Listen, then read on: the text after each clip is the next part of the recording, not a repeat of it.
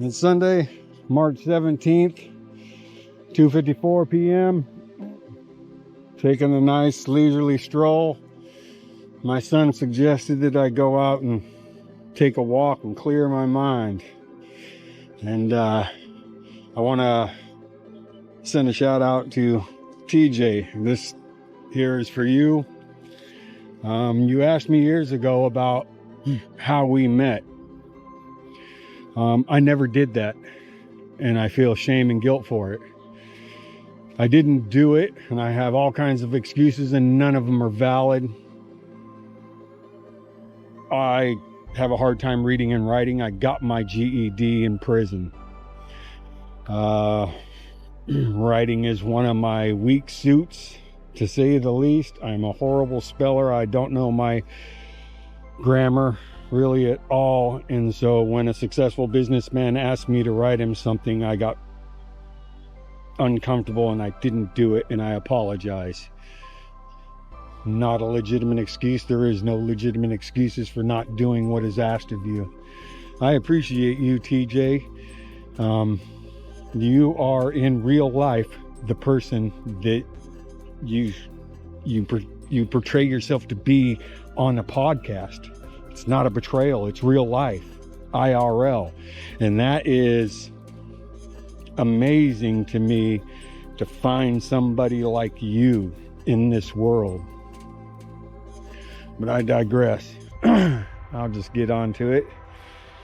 So, went to Houston, Texas to the UFC Fan Expo, and I couldn't sleep. It was early in the morning, and so I went down to the hotel lobby, and I was sitting there in a chair, and I had a bag and pins. In the bag I had UFC gloves that I wanted to get autographed by some of my favorite fighters, or whoever I could see, actually, you know. And so I was sitting in the lobby. It's probably about 5-6 o'clock in the morning. I'm waiting to see if anybody walks through, and this guy comes down and sits across from me, and he starts talking to me, and he asks me my name. And I tell him, my name's Rob, how you doing?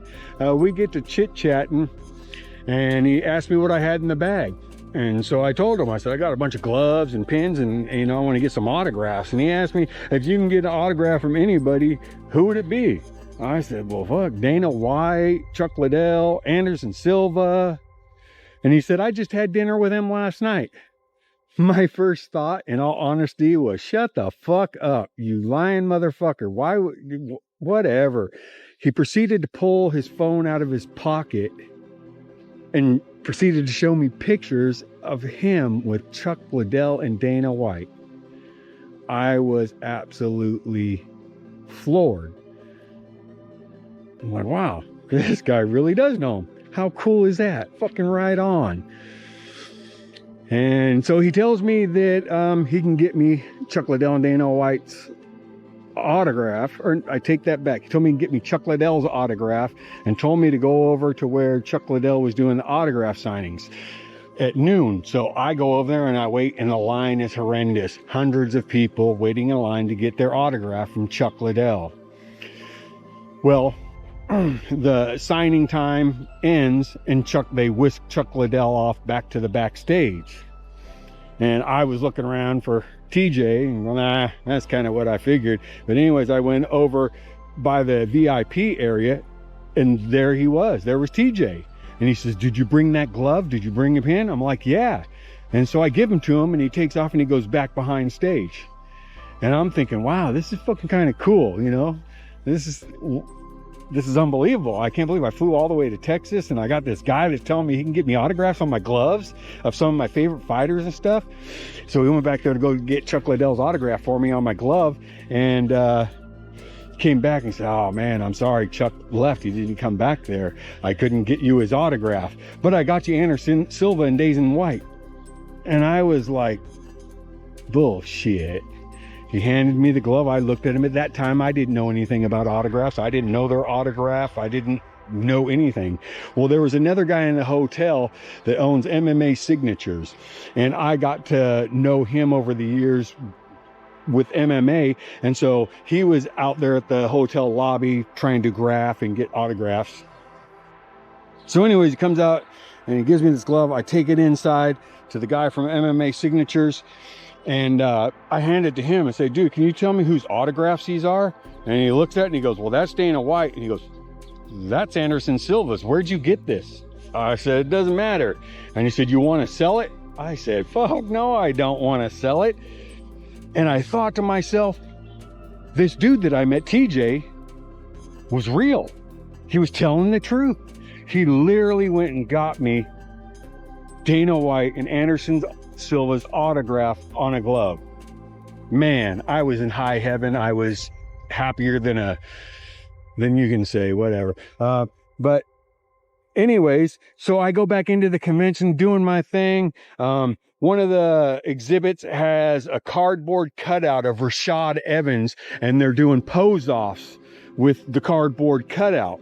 And in the winner, whoever does the best pose with the cardboard cutout of Rashad Evans gets 2 tickets to the UFC. I believe it was UFC 136 in Houston, Texas, with Gray Maynard versus Frankie Edgar. Joe Lozon was there too, I believe. Chael Sonnen, I think that's when he told Anderson, you absolutely suck. But I might be wrong. I digress.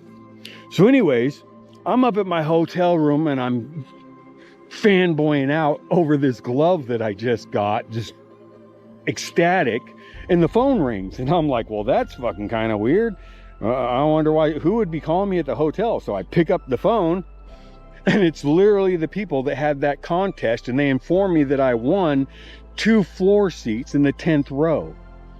I was flabbergasted. Unbelievable. This is so fucking amazing. No way. I don't know anybody. TJ gave me his number, so I sent him a text message or called him. I don't really remember which it was or how we got in touch with him, but I told him, dude, I'm going to be in, I got floor seats, 10th row, and he asked me what section.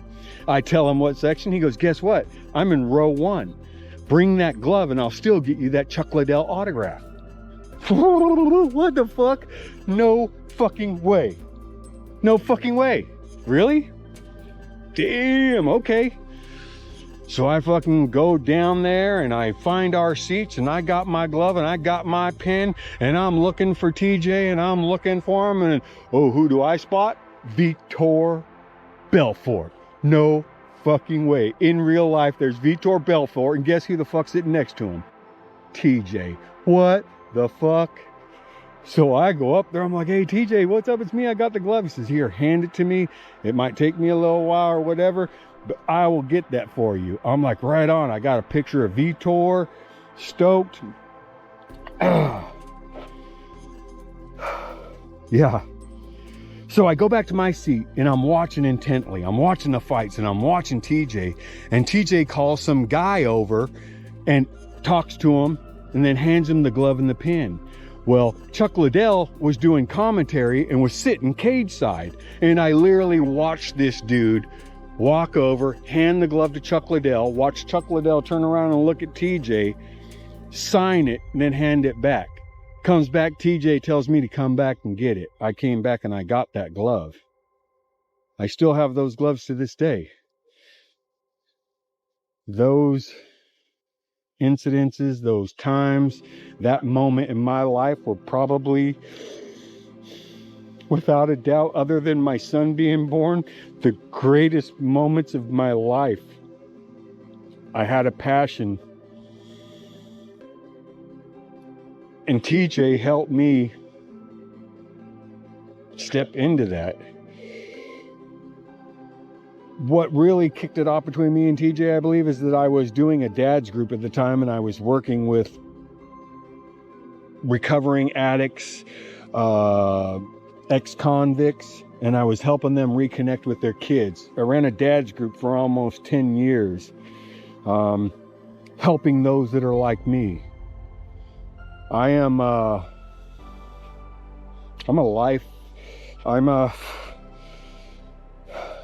This is how I share it. My name's Rob. I'm a grateful recovering addict. I'm a low-life, bottom-feeding, dope fiend convict, and that's what I thought I was always going to be. I learned that I can take that pain and those choices and help other people and help guide them to a better way of life. I have a unique set of skills. I'm a recovering addict. I'm an ex-con with nearly 20 years of incarceration. I want to help other people.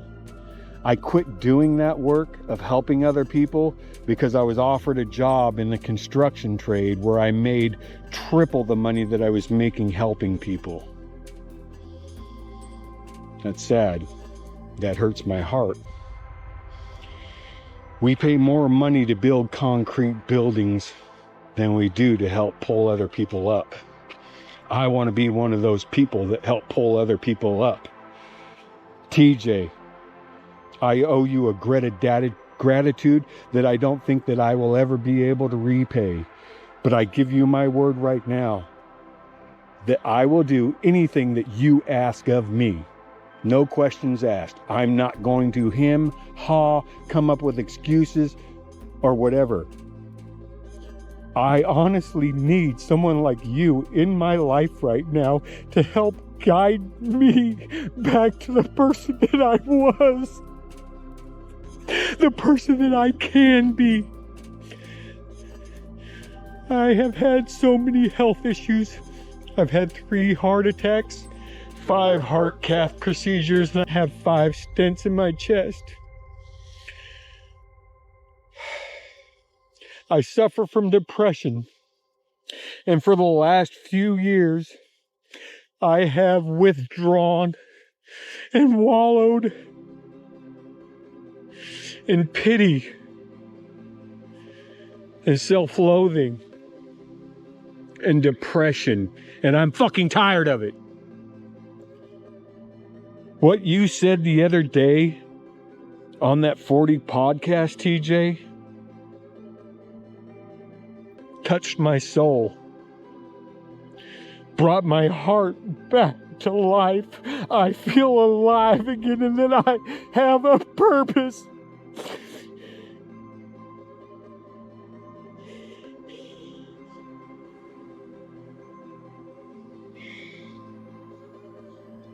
Taking a walk, just a leisurely stroll. Took a walk through the barriers of my soul. No occasion, just a leisurely stroll. The door was open and I walked so smoothly in.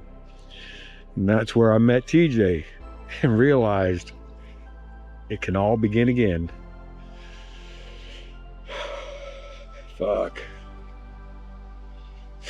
Well, TJ, I don't know if this is exactly what you wanted or whatever, but this is me. This is my heart sleeve. This is me being the authentic, real me, not hiding my feelings or emotions, not hiding my insecurities and my fears. I want to be the man that I used to be. I want to be the man that people looked up to, the man that other people reached up for a hand out to get up out of the shit that they're in. I used to be that guy. Somehow I got confused and I got lost, and it became about money. I would love to make money, of course, we all would. Fucking money's not that important.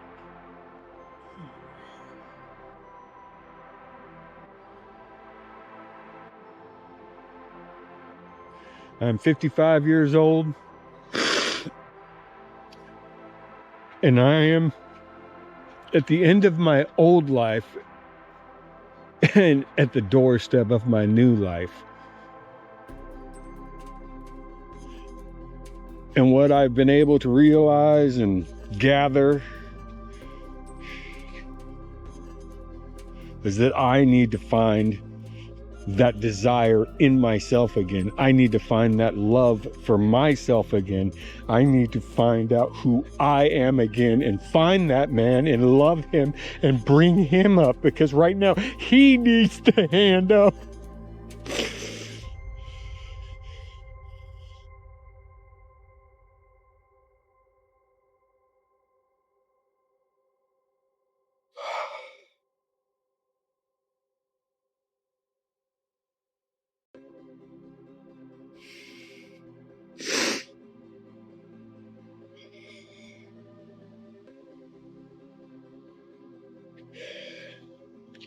TJ, I want to be a part of your mentoring program or whatever. I have a selfish and stupid question, and I hope you will answer it. And you might think it's stupid, but can you please give me the morning routine of a successful person? I forgot what a morning routine is. I know it sounds stupid, but I'm lost.